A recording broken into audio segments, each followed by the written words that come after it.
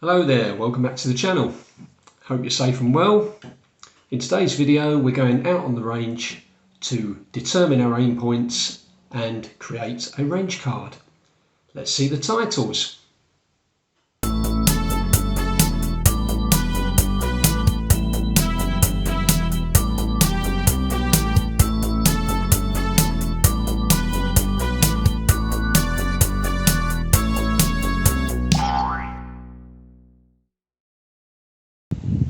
Okay, so today we're out on the blinking and zero range at Cambridge HFT, and we're going to be working out what the aim points are for the scope and rifle setup that we zeroed in the last video.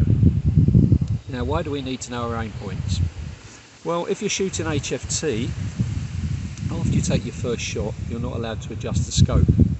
So therefore you can't click your turrets to adjust your elevation for different ranges. So you have to basically hold off, hold over or hold under, as we've explained in previous videos, in order to hit the target. So what we're going to do is we're going to set a target out at various different ranges.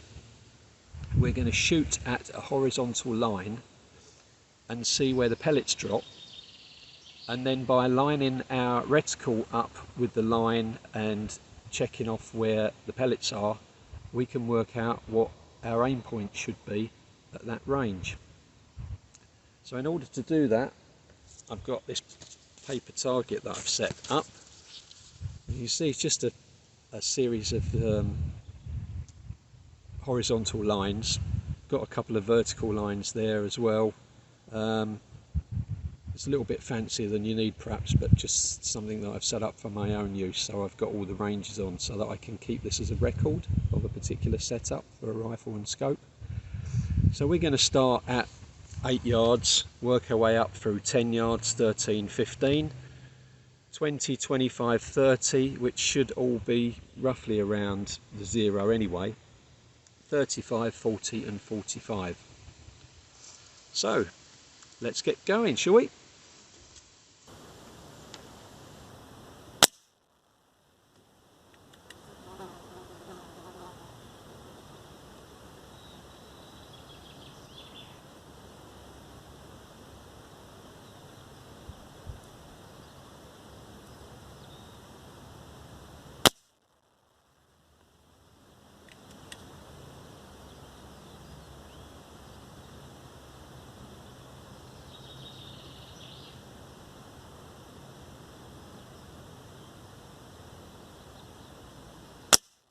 Okay, so I've taken 3 shots at 8 yards. As you can see, they line up fairly well. So what I'm going to do is have a quick look through the scope, put the reticle back up on the horizontal line, and then read off on the mil dot scale on the reticle where those 3 shots cross the reticle. So let's have a quick look.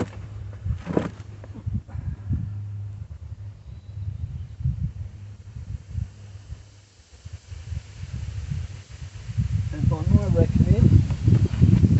my reckoning, that's pretty almost exactly 2 mil dots down. The second mil dot down on the reticle, the centre of the second mil dot is lining up perfectly with the line of shots, so that we know then for 8 yards with this setup that the holdover for 8 yards is going to be 2 mil dots. One thing I should point out though is, before you read off what your holdovers are, make sure, if you've adjusted your scope, make sure you return the magnification to the magnification that you're going to use when you're going to be shooting, because obviously if you change the magnification, you change where the line of dots will appear on the reticle. So in my case, there's 10 times magnification. We'll talk about magnifications, ideal magnifications for HFT in particular, in another video, but for now just make sure you set it to the magnification that you're going to be using. So as I say, in my case that's 10 times mag, so at 10 times mag, 8 yards with this rifle setup, the holdover for 8 yards is going to be 2 mil dots. So what we do is we get our pad and pen and we write that down, 2 dots, so we don't forget. Now, in order not to bore you going through this process at each of the different ranges, what I'm going to do is just going to crack on and shoot my 3 or 4 shots until I get an appropriate grouping or line of shots at all the other ranges, and then we'll come back and discuss it a bit further.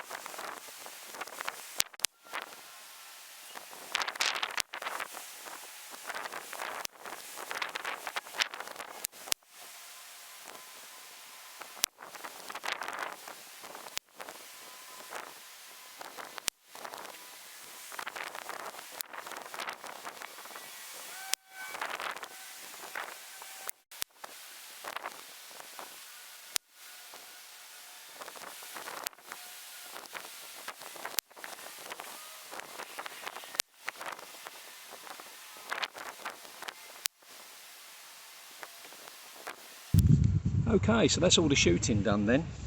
You may have noticed that on some of the distances I put a few more extra shots down.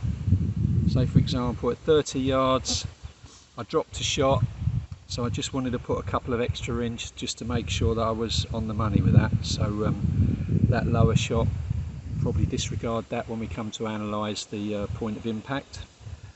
Again, 40 yards. One thing to remember is as you extend your distance, you're extending the size of the groups that your gun can shoot. So you're never going to shoot as tight a group at 45 yards, for example, as you are at 25 yards. So don't expect all of your first 3 shots to be on the money immediately. You might have to put an extra few down. You might pull a shot or something, or you know, nobody's perfect. And yeah, one thing to remember as well is that you know, unless you're shooting with identical pellets with an identical muzzle velocity every time, with no external factors like the wind or anything, then you're not going to get a perfect straight line anyway.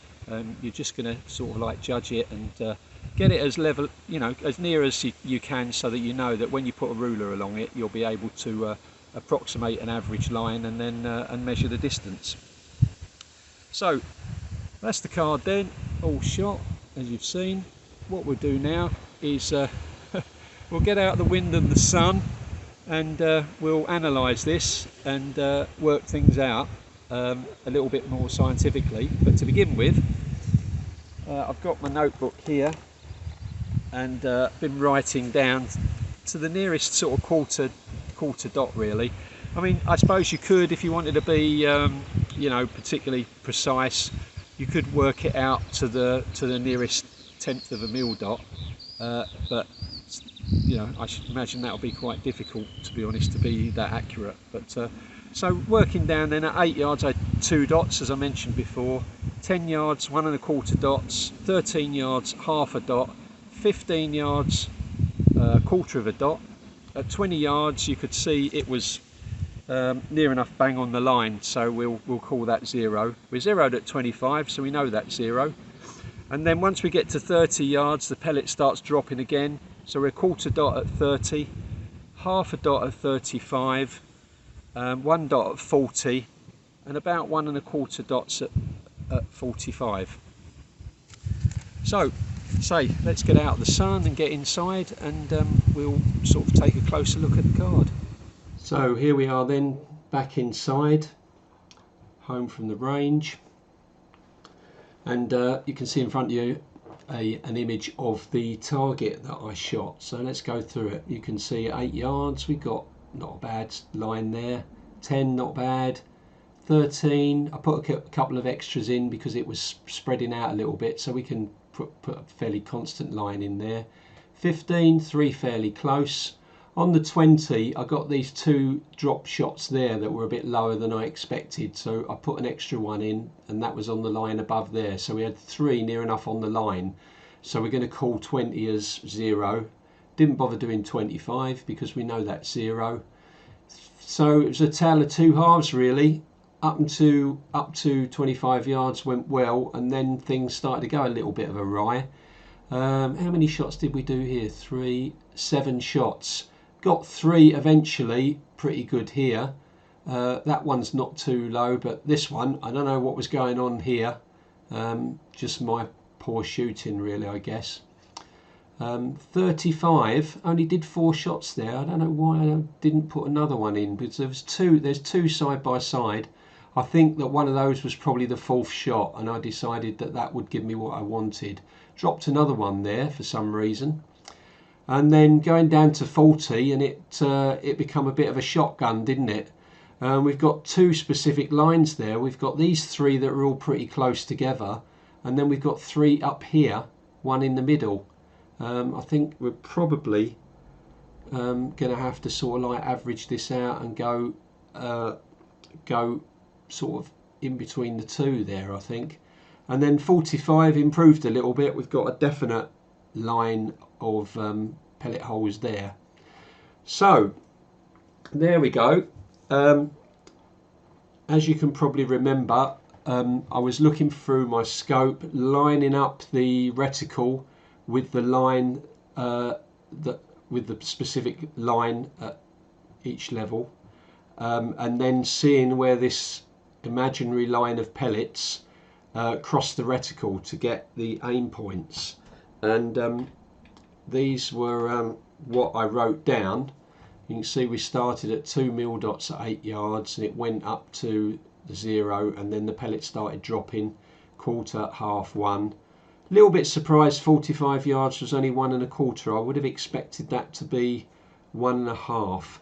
I mean, one of the things that I could have done, and you can too, is once you determine what that mil dot is, then you can use that as an aim point on the line and shoot another couple of pellets and see if you hit the line that you've been putting your reticle on, and then that confirms that that aim point's working.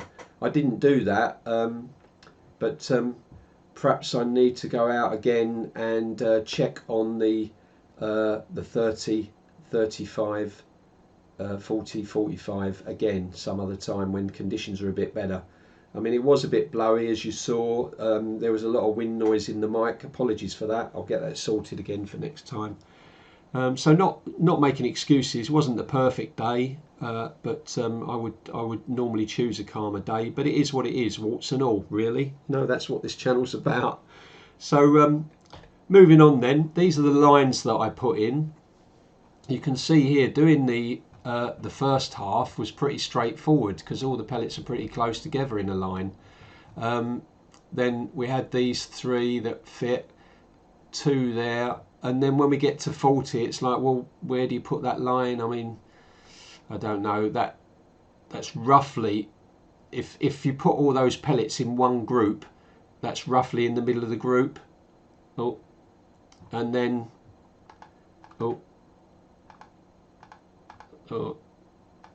oh dear.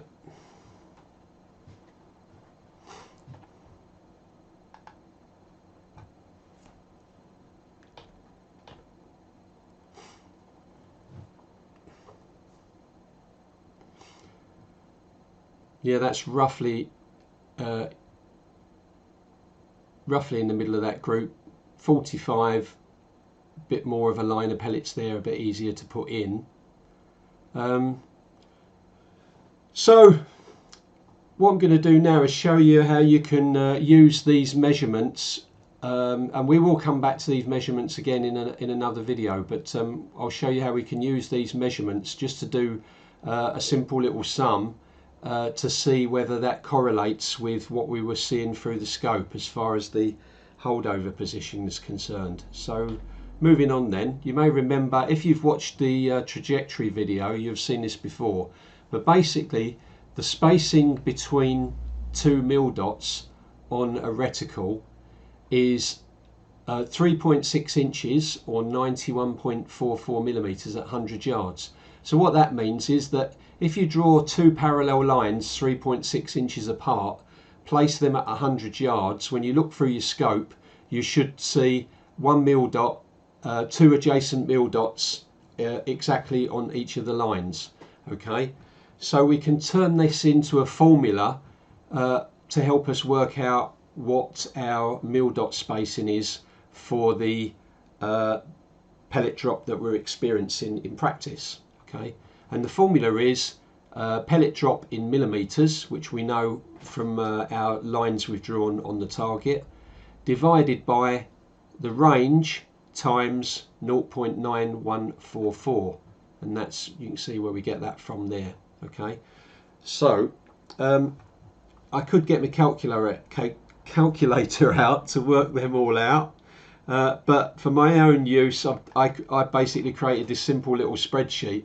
So you can see here I've got a column for the range, column for putting in all the millimeter drops, and these are the ones that I've taken straight off that target I showed you, and then this is the calculating column, and if I show you the formula, you'll see the formula there, B4, which is drop, divided by A4, which is range, times 0.9144. so basically this does all the calculating for me. So transferring these figures onto our sheet, oh, let's go back to the whiteboard, come down here, you can see 2 mil dots, 2.2, not too far off, that's good enough. 1.25, 1.3, that's pretty good. 0.5, 0.6, so that first half correlates really well. It's this second half where things go a little bit out of whack, and it's the 30 yards.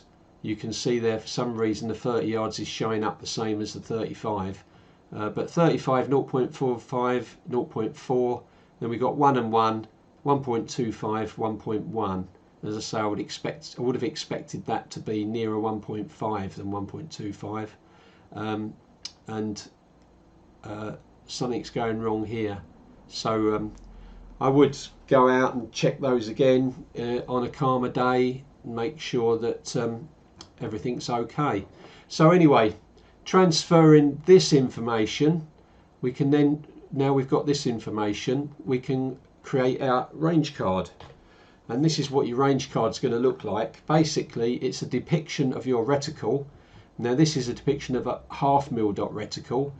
I would advise that if your reticle doesn't look like this, you draw a picture of how your reticle looks, because obviously that's what you're going to see when you look through the scope, and then basically slot all of the ranges in. So you can see we've got crosshair shots from 20 to 25 yards, 2 mil dots at 8, 1¼ mil dots at 10, half mil dot at 13, quarter mil dot at 15, then the other side, quarter mil dot at 30, half mil dot 35, 1 at 40, and 1¼ at 45. And what you do is you'd put that on a bit of sticky paper to either put on your scope cap, or on the butt of your rifle, in your pellet tin, or just carry around in your pocket so that you've got it to refer to when you're on the HFT course. Now I mentioned HFT, but I mean it's not just HFT that shooters that will find a range card like this useful. If you're out hunting and you don't want to keep adjusting your elevation turret, then having a range card to know your aim points when you're hunting game at different distances is very useful. If you're just plinking and you're plinking at different ranges, so you're alternating between different targets at different ranges, you won't want to keep adjusting your scope elevation. So again, having a range card, you can switch between, say, you know, 20-yard targets and 40-yard targets, and just change from crosshairs to 1mm dot.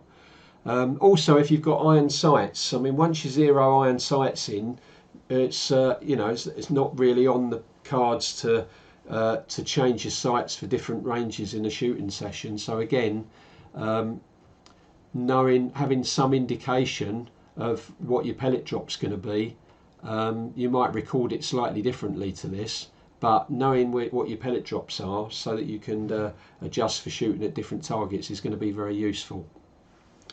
So anyway, that's all we've got today. I hope you found that interesting. If you've got any questions with anything that I've gone through, then please put them in the comments. I really appreciate the comments I've had so far. Appreciate all the support that I've had. In the next video, we're going to stay on this subject, but we're going to look at software approaches.